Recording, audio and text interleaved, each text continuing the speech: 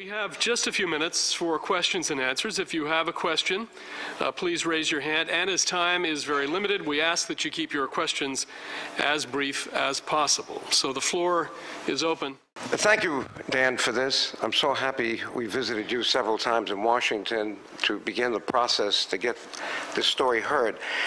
But you know, we need the help of B'nai B'rith. Let me tell you why. 69 people have been recognized as righteous among nations. Dan, there should be 3,069. The reason for that is that Yad Vashem, and by the way, many people may not know that Yad Vashem is not one of these non-governmental organizations. It's part of Israel. So politics could creep into this, and I have to get to the bottom of it, because there was a black hole for 45 years. If Lantos and I had not gone there at that time, it was like North Korea when we got there. No cars, nothing. We would never have found out that these stories existed. The communists literally prevented the Jews that were rescued around the world. I remember seeing one letter from Mexico, and we did meet this guy later on, and buried them in the archives, but they gave them to Lantos, thank God. Till today, Albania is the only country that has not opened up its communist archives. East Germany. So luckily we got that. I had a good friend, Ellie Streit, when I was a congressman. I met him 3 times at the Weizmann Institute. I immediately got him to take it to Yad Vashem within weeks, okay? Now, what's the problem? The problem is that Yad Vashem is very, very, very strict. They want a witness that is alive to tell the story. How can you have live witnesses when for 45 years the Jews that were rescued could not even contact the people that rescued them? And you could see the feelings that Joanna has with those families. You should see the letters that we then, in all different languages, you would think these people were related by birth. That's how beautiful they were. So Dan, we need to, the Jewish people are very tolerant, I believe, very understanding, very fair. Why wouldn't we make an exception for the nation? And I say nation, not just Albania, Albanians in Kosovo. Why wouldn't we make an exception to get secondary? You know, I'm a certified public accountant, and when you do an audit and you can't find something direct, like a bank doesn't respond with the fact how much cash is in the bank, you have what we call alternate procedures that you can check.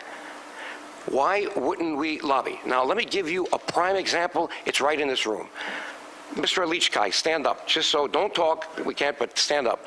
Mr. Alichkai, we have one Albanian family recognized in Kosovo, the Reznici family. We went, Shirley and I, to Yad Vashem with the grandfather of Leka, who runs the Israeli Kosovo Friendship Society, and he got it. But he was working with someone called Arif Alichkai in Jakova, who was the official who signed hundreds and hundreds and hundreds of papers, besides working with a group of Albanians, including the Reznici family, to get people, the way we did for the slaves in Civil War, the slaves from the south to the north, it's called the Underground Railroad. They made an underground railroad moving Jews from house to house. Why? Because Yugoslavia was toxic. It was occupied by the Nazis. So they had to get these Albanians that came from Germany, Jews from Germany all over Europe into Yugoslavia across the border to Albania. His father, Arif, I met him many times, he's dead now. We could not, we've been trying, we cannot find a live witness. His father alone saved hundreds and hundreds of Jews. Now, is that fair? I don't think it is. And I think we got to do something about it. And I leave it to everybody in this room, who I'm sure are logical people, to then decide what you think about this fact. Kosovo, as you know, is an independent state. The United States was the first to recognize it.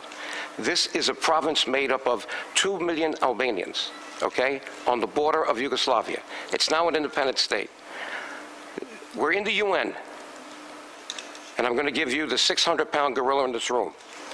The Kosovo is still not recognized as part of the UN because of Russia, China, and Serbia, and in part Greece. Okay. 104 nations of the almost 200 in this organization has recognized Kosovo. 22 of the 27 European Union nations have recognized Kosovo. But guess what? Israel has not yet recognized Kosovo. Now, what does that tell you? Somebody's poisoning the well. Just take that fact home. We're lobbying right now to make that, I hope, a reality. The Jewish people know what the Albanian people suffered for centuries and centuries. They did, and the Albanians saved them. So somehow this has got to be corrected. Thank you very much, Dan.